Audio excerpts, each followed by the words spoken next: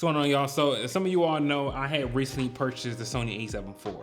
Now, some of those on my community know that I haven't been, there's some things that's kind of keeping me, holding me back from like kind of recommending it. But, we're gonna do that in a separate video. So today's video, got to charge the battery. Today's video is gonna be about what I actually like about the Sony A7 IV, and then we're gonna do another video about what I don't like and I can't really recommend it. So what's going on, y'all? For those who don't know, your boy gets busy out here in these Chicago streets. I am a director of photography. I do music films, wedding films, interviews, corporate clients.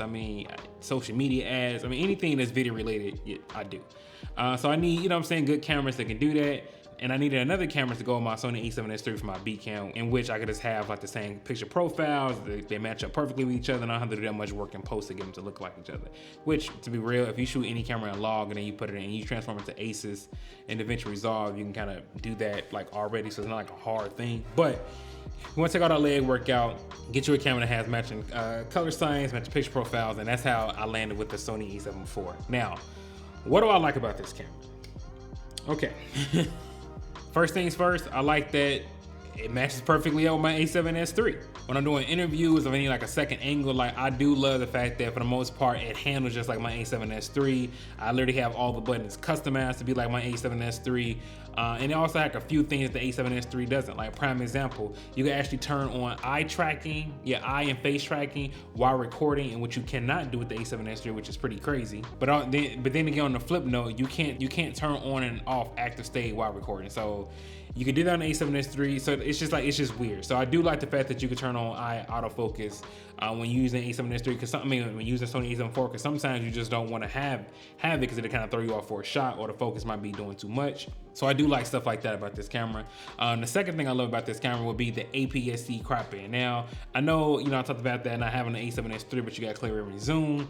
But to be real, like doing weddings, especially if you're doing solo, and let's say if you got your A7S III propped up somewhere with the 7180 on the bride, and you kind of need another shot, but you don't have another 7180, but you got the 28-75, you can just pretty much turn this lens into like a 28 to 5. It's like a 28 to like a 100. You know what I'm saying? Like, is it like that much more? No, but it'll get the job done. So APS-C Crop on a Sony A7 IV actually has come in clutch for me, especially. And then on top of that, you can use it in conjunction with clear image zoom, so you get some pretty good distance with the Tamron 28 to 75. Like, I would say that. So that would definitely be my second favorite feature about this camera. Third favorite feature about this camera was going to be the battery life. The battery life is actually pretty good in this camera. I already know that's a feature. At this price point, I kind of just expect it to be that good.